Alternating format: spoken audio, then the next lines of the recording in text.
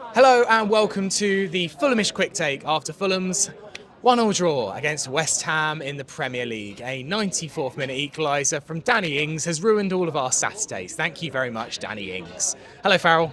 Hi Sammy, how are you doing? I was betting until Danny Ings stepped onto the pitch and nabbed a little equaliser. Yeah, I know, and now we'll talk about it for the next 15 minutes or so.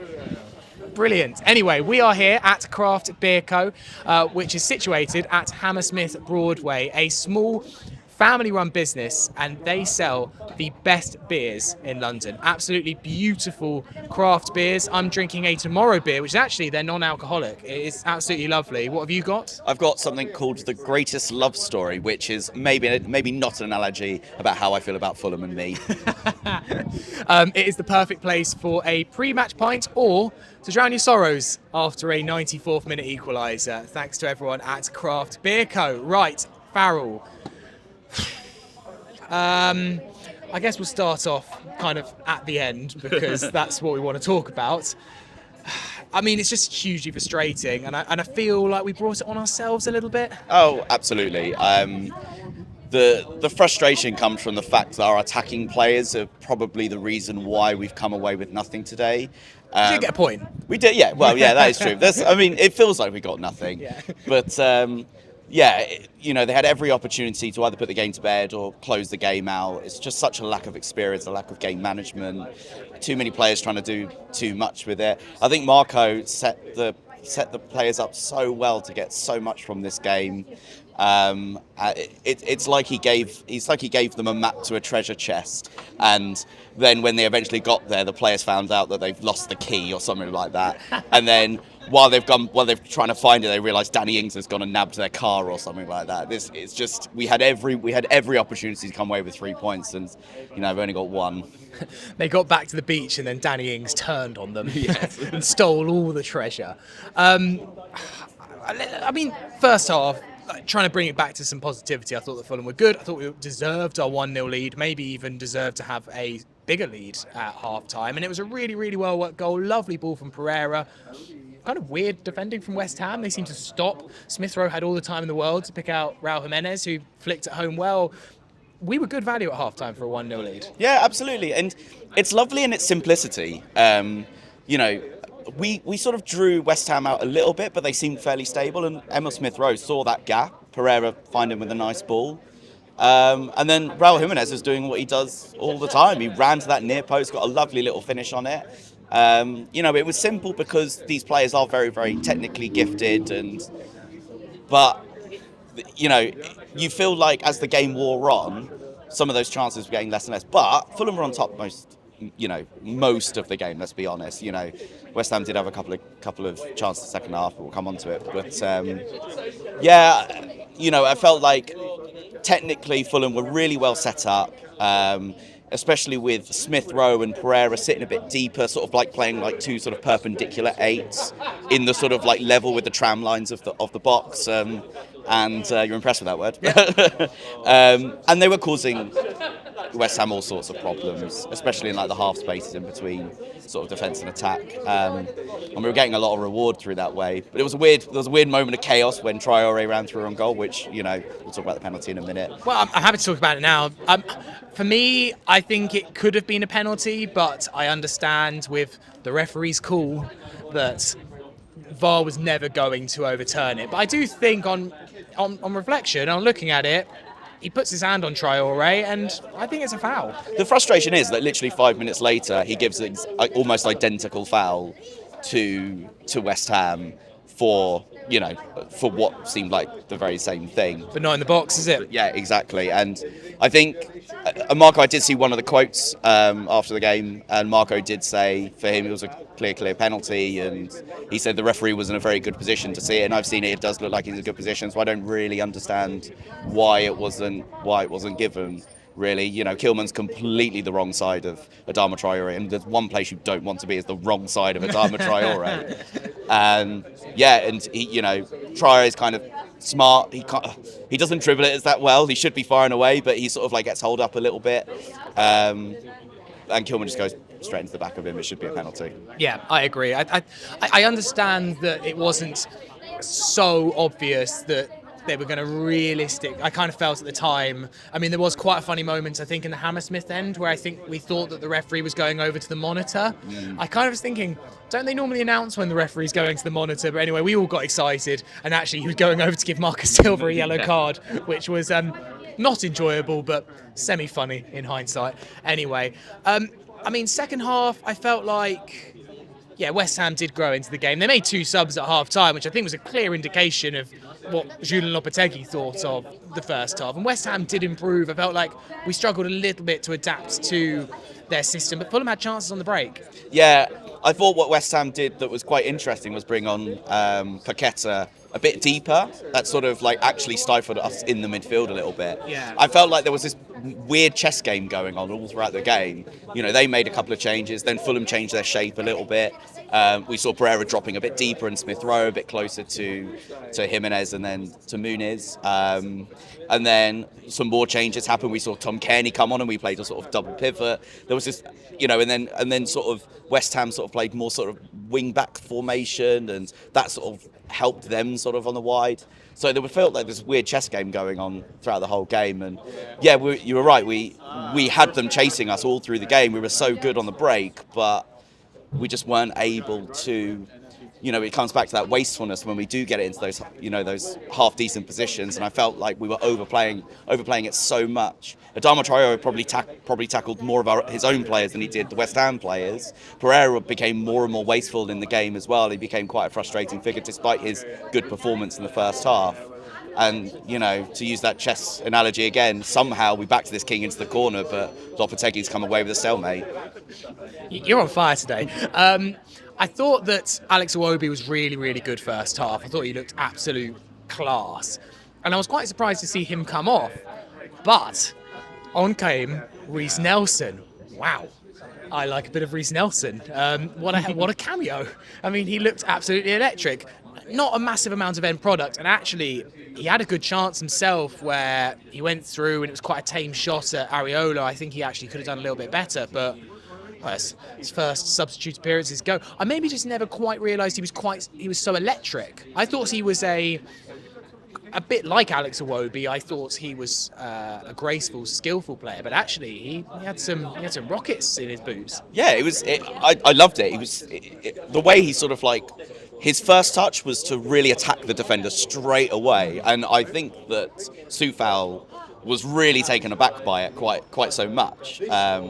You know, he's really eager to impress, and you know, I was a bit sceptical of the Reece Nelson signing. I haven't seen him a huge amount for Arsenal, apart from odd glimpses here and there, but he comes with a good reputation. But after him coming on at the end of the game, I kind of feel like with Iwobi already on the left-hand side, we probably have one of the better, more exciting left wings in the league at the moment, really. I did wonder if maybe part of the reason we had to take Iwobi off is there can only be a certain amount of ex-Arsenal players on the pitch at one time. You can't have 2, can't have 5. It's basically just an Arsenal kind of B team if we do that. Let's come on to the equalising goal. It's a weird one. I can't quite work it out. I'm not sure what Robinson's doing. I guess maybe you could argue that Bowen is Bassey's man because Bowen was playing up front. I thought there was confusion as to whose throw it was. I don't think the throw was taken from exactly where it was supposed to be either, but Robinson's pointing at something, and I guess unless we ask him, we won't know what it is. And then the cross from Bowen is so speculative. There's about 7 Fulham players back, and he just somehow manages to find Danny Ings. He actually takes it. The touch is brilliant, but it's just... I just feel like we didn't manage it. Anyway, let's just talk about the goal itself, because could Fulham have done much more there, or is it actually just quite a bit of good play? I think the throw-in's a good play. I think what Robinson was probably expecting was a long throw, so was, you know, trying to set himself up for it. I think that's what he kind of thought. He never thought that he would chuck it quite far down the line behind him to Bowen. And yeah, it is a speculative cross, but what I think Marco will be really frustrated about was the fact that both Anderson and Sander Berger could have got to that, and they both left it for each other, and that's how Danny Ings kind of nipped in. And what he's been doing for so long is nip in and just get a good shot away. It's almost a really good save from Leno, but it just squeezes in just into the side netting. And then, I mean, I would have lost my shit if Calvin Bassey, he's onside as well. Yeah. A moment I may be thinking, oh, maybe it was us. He's done it. He's a brilliant run. It's a great. I did think it was a bit odd that Harrison Reed was taking the free kick, but actually it's an amazing little free kick. I guess it will just go down in the long history of what might have been Fulham moments. But oh god, the Hammersmith end was about to explode. Yeah, it would, and like. What was confusing, again, you're like highlighting that Harrison Reed took it. There was actually a conversation between Reed and Kenny. They're both pointing at each other, like the Spider-Man meme. You're the guy on free kicks now. You're the guy on free kicks now.